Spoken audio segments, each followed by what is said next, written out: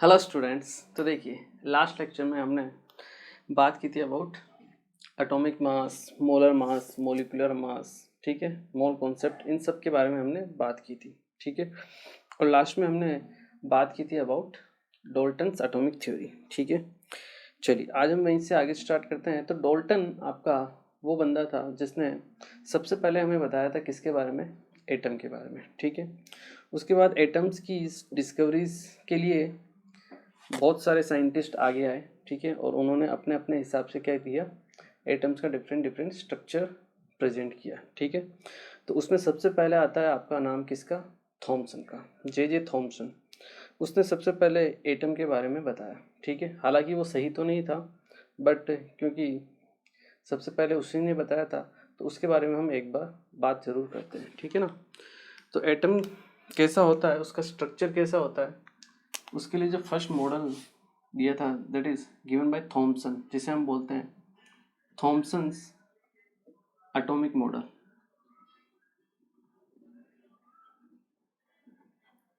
ठीक है। Thomson's atomic model बिल्कुल सिंपल सा था, कुछ भी नहीं था इसमें। थॉमसन ने सिंपली ये कहा कि आपके पास एटम होता है, एक स्फेयर होता है, पॉजिटिवली चार्ज स्फेयर, ठीक है। मतलब इसमें क्या रहता है, पॉजिटिवली चार्ज रहता है, हम चारों तरफ, आप इस तरह से मान सकते हो, ये सब चारों तरफ क्या है, पॉजिटिवली चार्ज है, ठीक है। सिंपल मॉडल उसने दिया था, जो उसको समझ में आया उसने बोल दिया, ठीक है। पॉजिटिवली चार्ज स्फीयर है और इनमें बीच बीच में आपके क्या है, जो नेगेटिवली चार्ज इलेक्ट्रॉन्स है वो भरे हुए हैं, ठीक है, जो क्या कर रहे हैं, पूरे एटम को न्यूट्रलाइज कर रहे हैं। क्योंकि अगर एटम तो न्यूट्रल है, तो अगर एटम में पॉजिटिव चार्ज है तो साथ में आपका नेगेटिव चार्ज भी प्रेजेंट होना चाहिए, ठीक है।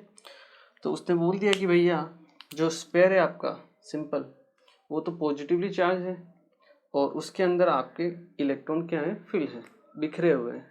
जैसे इसको प्लम पुडिंग मॉडल भी बोला जाता है, क्या बोला जाता है, प्लम पुडिंग मॉडल या फिर रेजिन पुडिंग मॉडल भी बोला जाता है, ठीक है। जैसे तरबूज होता है, उसमें जिस तरह से उसके बीज होते हैं वो बिखरे हुए रहते हैं, सेम उसी की तरह इसको एक्सप्लेन किया जा सकता है, ठीक है। तो इसमें कुछ खास नहीं है, सिंपली इसका स्टेटमेंट है जो अपने को एक बार देख लेना है, ठीक है ना। According to according to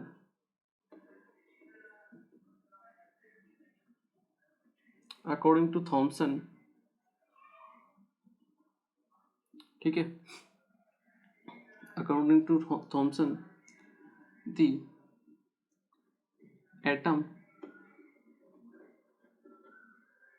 the structure of an atom is just like plum pudding model or resin pudding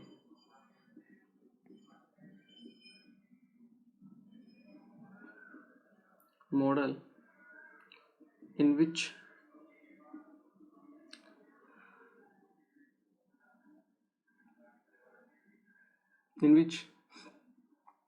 atom is a sphere of positively, या फिर पूरा लिखिए आप, positively charged cations and electrons are electrons are uniformly distributed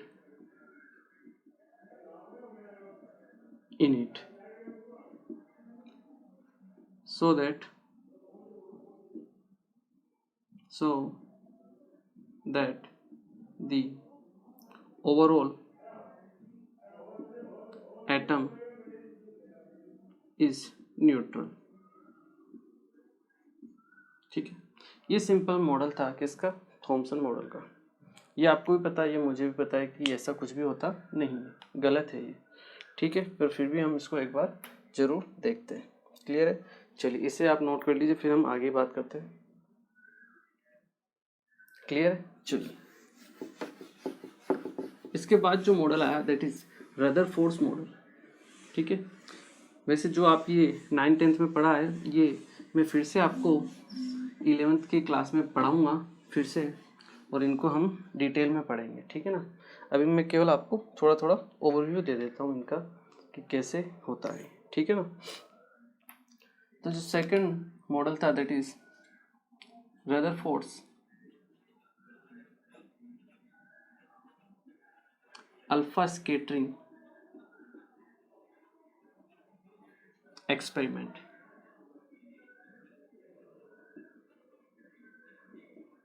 Rutherford alpha scattering experiment, ठीक है। Rutherford ने किया था एक एक्सपेरिमेंट। उसने क्या किया था, एक गोल्ड की फॉइल ली थी, ठीक है ना। अब गोल्ड ही क्यों लिया? क्योंकि गोल्ड में ऐसी प्रॉपर्टी होती है कि आप उसको, मतलब उसकी प्रॉपर्टी होती है मेलिएबल की, मतलब उसकी आप बहुत पतली पतली शीट्स बना सकते हो, ठीक है। तो गोल्ड की ऐसी प्रॉपर्टी होती है, और रदरफोर्ड को भी अपने एक्सपेरिमेंट के लिए ऐसी शीट की ज़रूरत थी जो बहुत पतली हम क्या कर सकें, बना सकें, ठीक है। इसलिए उसने गोल्ड को लिया था। तो उसने क्या किया, गोल्ड की एक शीट ली, ठीक है, और उसके ऊपर अल्फा पार्टिकल की क्या कराई, बौछार कराई, ठीक है। कैसे? देखिए सिंपल मैं आपके सामने मॉडल बना देता हूँ, ठीक है। ये मान लो आपकी गोल्ड फॉइल है, ठीक है ना, जिसके ऊपर क्या होगा, अल्फा पार्टिकल की स्कैटरिंग होगी।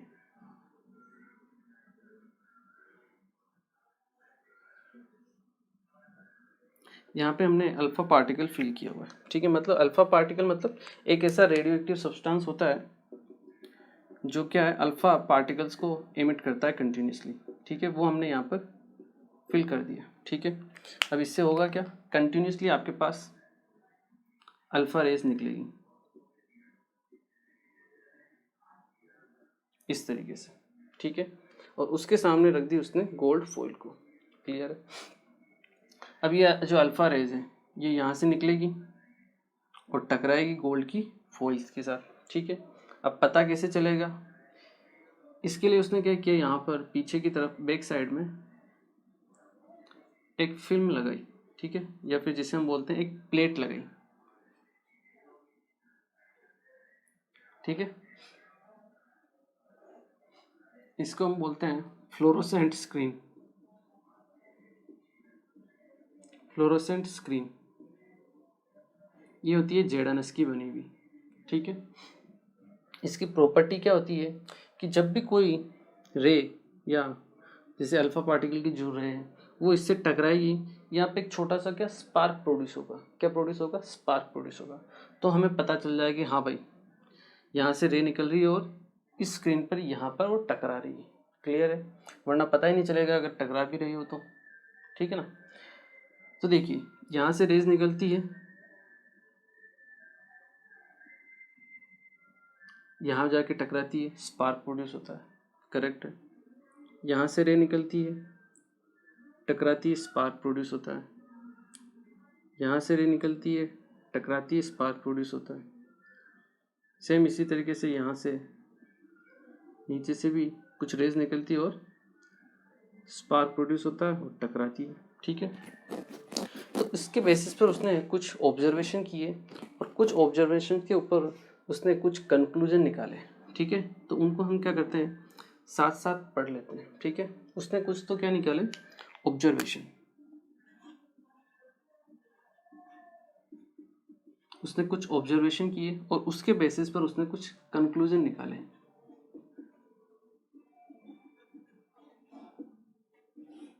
ठीक है। तो देखिए उसने क्या ऑब्जर्वेशन किए और क्या कंक्लूजन निकाले उसके बारे में हम बात करते हैं,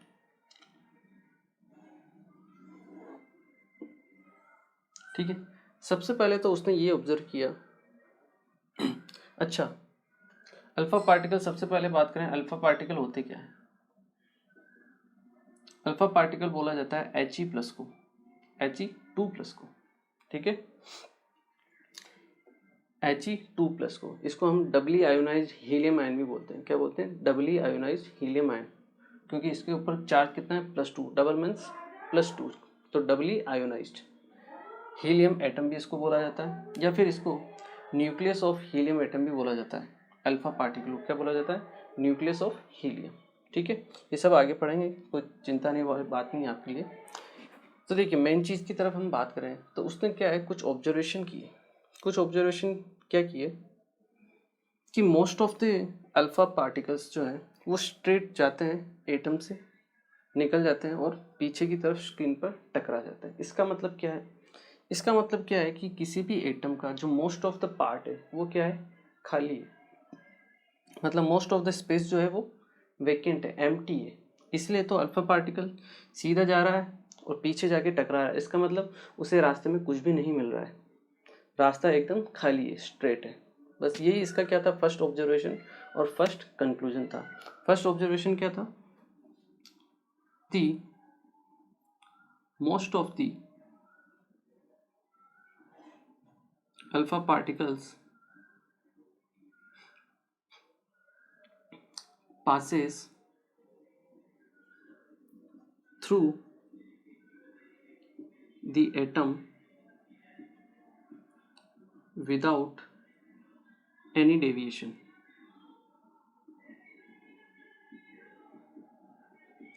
बिना डेविएशन के, मतलब कोई मुड़ा नहीं, सीधा निकल गए। ये उसका फर्स्ट ऑब्जर्वेशन था। उसके बेसिस पर उसने फर्स्ट कंक्लूजन निकाला, it means the most of the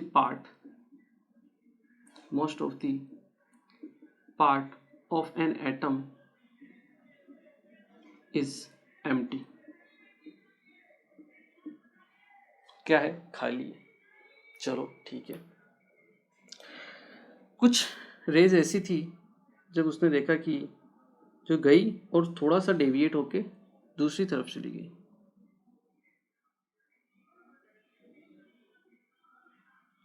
कुछ अल्फा पार्टिकल्स क्या हो गए? अपने पाथ से डेविएट हो गए। अब देखिए, अल्फा पार्टिकल पे चार्ज होता है प्लस का चार्ज। अगर वो डेविएट हो रहे हैं अपने पाथ से, इसका मतलब डेविएट कब हो सकते हैं? भाई पॉजिटिव है, पॉजिटिव चार्ज अपने रास्ते पर चल रहा है, पॉजिटिव चार्ज अपने रास्ते से डेविएट हो जाए तो ऐसा क्यों हो सकता है? ऐसा इसलिए हो सकता है कि उसे सामने भी सेम पॉजिटिव चार्ज मिले, तभी वो क्या हो सकता है? रिपल्शन मिले और डेविएट हो जाए। अगर मान लो यहाँ नेगेटिव चार्ज होता तो नेगेटिव और पॉजिटिव तो अट्रैक्शन होता है, तो ये डेविएट नहीं होता, उसके और ज़्यादा नज़दीक जाता। इसका मतलब यहाँ पर पॉजिटिव चार्ज है, नेगेटिव चार्ज नहीं है। क्लियर है? ये चीज़ है। उसका सेकंड ऑब्जर्वेशन था ये, some of alpha particles deviate from their path। कुछ अल्फा पार्टिकल्स क्या हो गए? डेविएट हो गए उनके पाथ से, ठीक है। उसका कंक्लूजन उसने क्या निकाला? इट मीन्स न्यूक्लियस के सेंटर पर कुछ ना कुछ पॉजिटिव चार्ज जरूर है, जिसकी वजह से क्या हो रहा है? डेविएशन हो रहा है, ठीक है। अगर ये पॉजिटिव चार्ज सभी जगह एटम में फैला हुआ रहता तो आपको सभी जगह डेविएशन मिलते, मतलब डेविएशन ज़्यादा मिलते हैं, क्योंकि अगर यहाँ प्लस है, यहाँ डेविएशन मिला, यहाँ पॉजिटिव होता तो यहाँ से भी तो अल्फा पार्टिकल जा रहा है, उसको भी डेविएशन मिलता, वो भी डेविएट होता। यहाँ पर भी पॉजिटिव चार्ज होता, इसको भी डेविएशन मिलता। लेकिन सबको तो नहीं मिल रहा है, कुछ एक को मिल रहा है। इसका मतलब क्या है? इसका मतलब ये है कि जो एटम्स है उसका बहुत सारा पार्ट तो खाली है और उसके अंदर जो पॉजिटिव चार्ज है वो किसी एक जगह पे क्या है? कॉन्सेंट्रेटेड है, सब जगह फैला हुआ नहीं है। ये उसका सेकंड कंक्लूजन था, that there is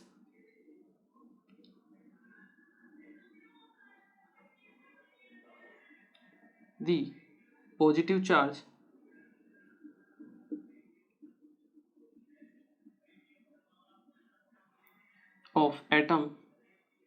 of an atom is concentrated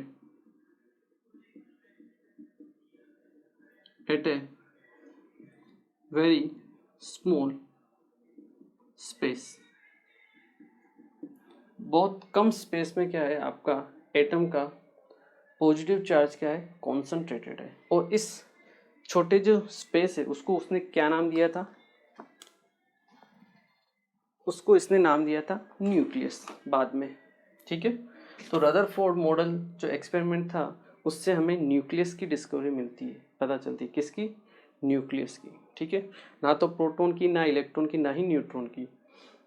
Rutherford alpha scattering experiment से न्यूक्लियस की डिस्कवरी होती है। ठीक है, चलिए इसके बाद उसने कुछ और ऑब्जर्वेशन किए। उसने देखा कि एक पार्टिकल सीधा जाता है और घूम फिर के फिर से अपने रास्ते पर लौट आता है। अराउंड 1/20,000, कहीं कहीं बुक में आपको 1/15,000 या कहीं कहीं 1/12,000 में मिल जाएगा। ठीक है, कोई दिक्कत वाली बात नहीं है। ठीक है, तो अराउंड 20,000 में से एक अल्फा पार्टिकल अपने रास्ते पर चलते हुए घूमकर फिर वापस 180 डिग्री का टर्न लेके वापस लौट आता है। इसका मतलब क्या है, इसका मतलब ये है कि इसमें पॉजिटिव चार्ज होगा तभी भाई, पॉजिटिव चार्ज है, सामने भी पॉजिटिव होगा तभी क्या होगा, रिपल्शन हो रहा है। बट इस पे चार्ज होता है +2, मतलब इसका एटॉमिक मास अगर हम देखें तो हीलियम का कितना होता है 4। ठीक है, एटॉमिक नंबर होता है 2, मतलब नंबर ऑफ प्रोटॉन है 2। ठीक है, यहाँ पर अगर एक सिंगल प्रोटॉन होता, यहाँ पर चार्ज ज़्यादा है, यहाँ पर तो एक ही प्रोटॉन का चार्ज है, ये इसको धक्का देके आगे की तरफ चला जाता क्योंकि ये पावरफुल है। बट ऐसा हुआ नहीं, इसका मास भी ज़्यादा है, प्रोटॉन का मास भी कम होता है, फिर भी पीछे लौटा है। इसका मतलब क्या है, इसका मतलब ये है कि यहाँ पर इस जगह पर आपका सारा का सारा क्या है, जितना भी प्रोटॉन है एटम का, जितना भी एटम का पॉजिटिव चार्ज है, सब एक ही जगह बिखरा हुआ नहीं है। ठीक है, तो ये भी एक इम्पोर्टेंट चीज़ थी जो हमें किससे पता चलती है, रदरफोर्ड के अल्फा पार्टिकल एक्सपेरिमेंट से। ठीक है, ठीक है ना, तो ये बिल्कुल इम्पोर्टेंट चीज़ थी। थर्ड जो इसका ऑब्जर्वेशन था वो ये था कि 1/20,000 अल्फा पार्टिकल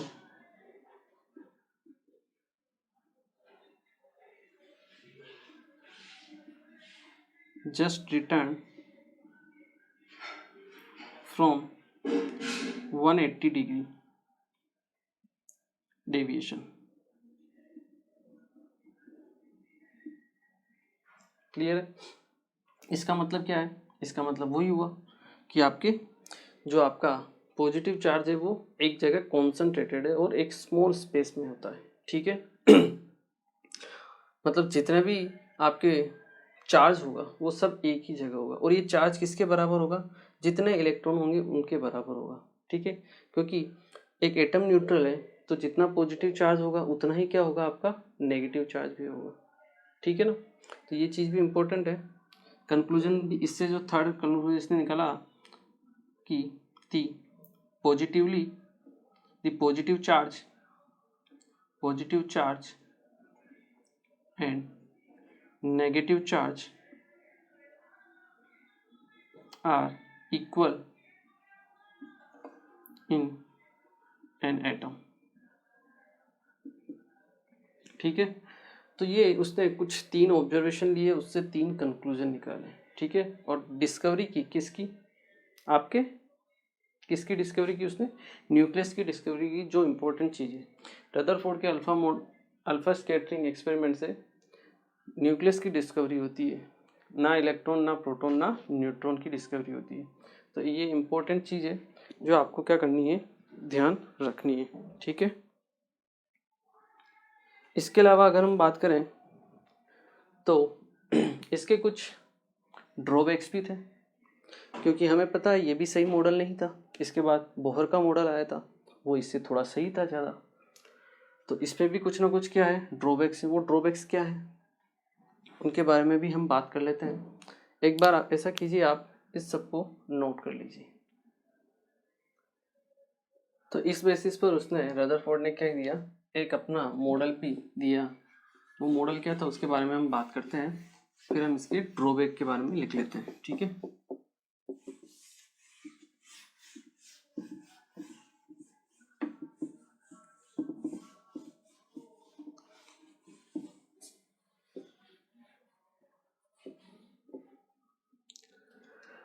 तो रदरफोर्ड का जो एटॉमिक मॉडल था उसके कुछ पॉइंट्स थे जो उसने लिए थे, कि जो मैंने आपको बताया कि न्यूक्लियस की क्या होती है, डिस्कवरी होती है, ठीक है। The positive charge of an atom is concentrated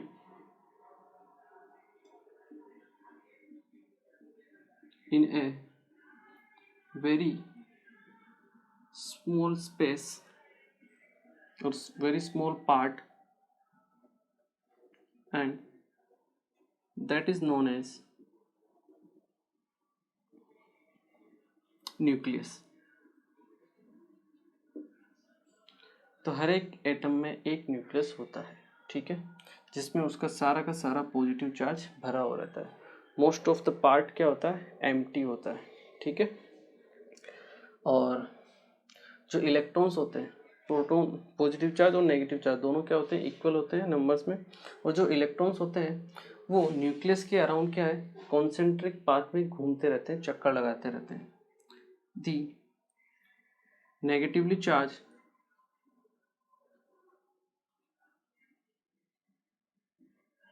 electrons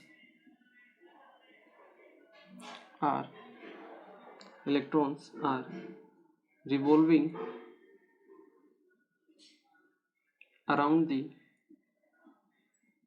nucleus in concentric paths,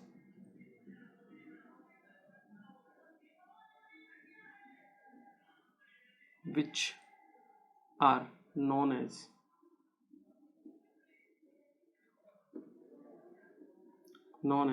orbits. उन्हें हम क्या बोलते हैं, ऑर्बिट्स। मतलब ये पॉजिटिव चार्ज और ये आपका इलेक्ट्रॉन्स जो है इसके सर्कुलर पाथ में क्या है, रोटेट करते रहते हैं वेरी हाई स्पीड से, ठीक है। The negative charge are revolving around the nucleus at very high speed in the concentric path which are known as orbits. ये था उसका मॉडल, बट ये मॉडल थोड़ा गलत हो गया। क्यों? क्योंकि उसने ये कहा कि इलेक्ट्रॉन्स जो है वो न्यूक्लियस के चारों तरफ रोटेट करते रहते हैं वेरी हाई स्पीड से, ठीक है, continuously.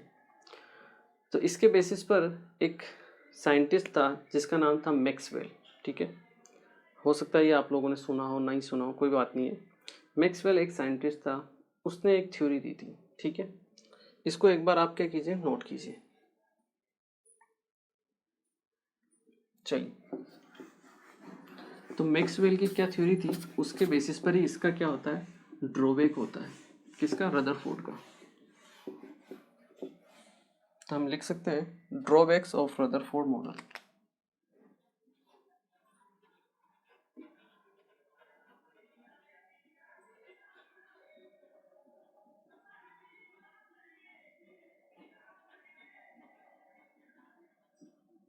Drawbacks of Rutherford model,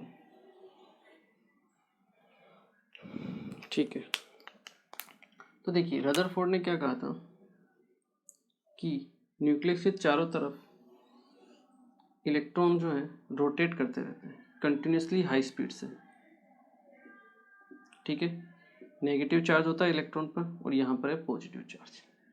तो एक साइंटिस्ट था जिसका नाम था मैक्सवेल, जिसकी एक वेल प्रूवन थ्योरी थी जो उसने प्रूव कर दी थी उस टाइम भी, ठीक है। उसने ये कहा था कि अगर कोई भी चार्ज स्पीसीज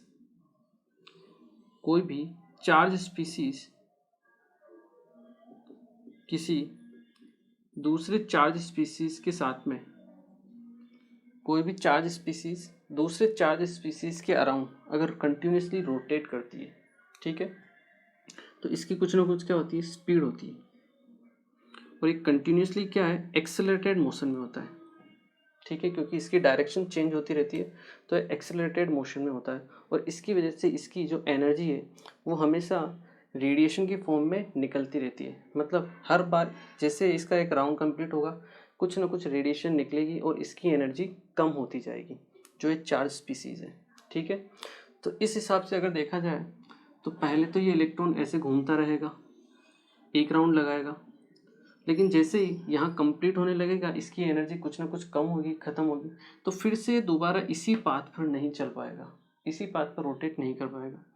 फिर ये इससे छोटा वाला पाथ को ऑक्यूपाई करेगा और उसके चारों तरफ फिर क्या करेगा, रोटेट करेगा। फिर यहाँ पहुँचा, फिर एनर्जी कम हो गई, फिर उससे छोटे पाथ पर, फिर उससे छोटे पाथ पर, और इस तरह से ये छोटा छोटा पाथ लेता हुआ जाएगा। और एक टाइम ऐसा आएगा कि जो आपका इलेक्ट्रॉन है वो न्यूक्लियस में शामिल हो जाएगा। बिल्कुल हो जाना चाहिए, अगर इलेक्ट्रॉन रोटेट कर रहा है, कंटिन्यूसली एक्सेलरेटेड मोशन में है, तो ऐसा हो जाना चाहिए। बट ऐसा नहीं होता है, क्योंकि अगर ऐसा हो गया तो एटम एग्जिस्ट ही नहीं करेगा। बट एटम तो एग्जिस्ट करता है। इसका मतलब जो रदरफोर्ड की थ्योरी है वो क्या है, गलत है। क्लियर है, क्योंकि ये इसका हिसाब से अगर हम देखें तो इलेक्ट्रॉन एटम एग्जिस्ट नहीं करना चाहिए, बट एटम एग्जिस्ट करता है, तो ये गलत है। और यही इसका क्या है, सबसे बड़ा ड्रॉबैक है, ठीक है। तो इसका हम ड्रॉबैक लिख लेते हैं। आई होप समझ में तो आपको आ गया होगा, ठीक है ना। ये किसकी थ्योरी के हिसाब से था, ये मैक्सवेल की थ्योरी के हिसाब से, मैक्सवेल साइंटिस्ट था, उसकी थ्योरी थी electromagnetic theory. According to Maxwell's electromagnetic theory, if a charged species revolve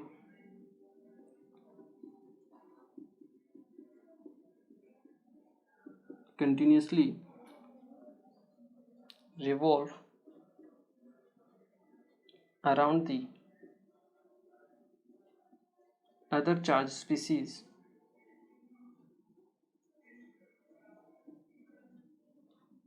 it have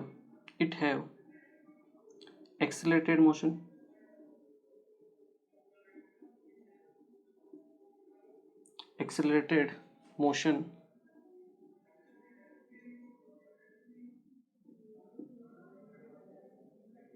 and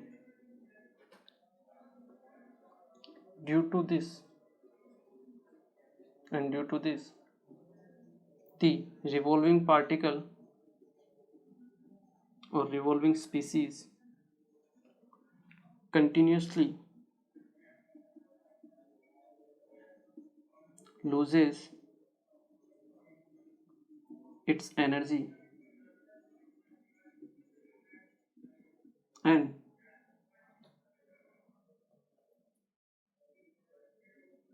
if this happens, then at the time passes the electron should be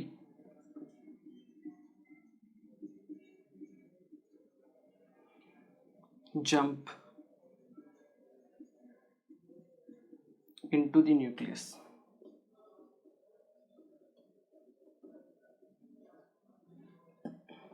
And atom should not be existed, ठीक है। So according to Maxwell electromagnetic theory, if a charged species continuously revolve around the other charged species, it have accelerated motion, and due to this the revolving species continuously loses its energy, and if this happens, then at the time passes, जैसे जैसे time आगे continuously बढ़ता जाएगा, the electron should be jumped into the nucleus, electrons कहाँ आ जाना चाहिए, jump कर जाना चाहिए न्यूक्लियस पे। And atom should not be exist, atom exist नहीं करना चाहिए, बट ऐसा नहीं होता, एटम एग्जिस्ट करता है। इसका मतलब जो रदरफोर्ड का कहना था कि इलेक्ट्रॉन कंटिन्यूसली ऑर्बिट के चारों तरफ घूमता रहता है, एक ही ऑर्बिट में घूमता रहता है, ये बिल्कुल गलत था। क्लियर है। और यहीं से आपका थर्ड मॉडल आया था जिसे हम जानते हैं by the name of Bohr's atomic model. ठीक है, एक बार आप इसे नोट कीजिए। तो बोहर्स एटॉमिक मॉडल क्या था, इससे एडवांस वाला था, थर्ड मॉडल था। और उसके बारे में तो वैसे डिटेल में हम 11th क्लास में ही पढ़ेंगे, बट थोड़ा बहुत मैं आपको बिल्कुल यहाँ भी पढ़ा दूंगा। ठीक है, चलिए आज के लेक्चर को हम यहीं फिनिश करते हैं। आज हमने इम्पोर्टेंट थॉमसन मॉडल और रदरफोर्ड मॉडल के बारे में बात की। ये हम फिर से 11th क्लास में और डिटेल में भी पढ़ेंगे, इनके बारे में कुछ और चीज़ें उनके बारे में और जानेंगे। ठीक है, चलिए तो मिलते हैं फिर next lecture. Thank you very much.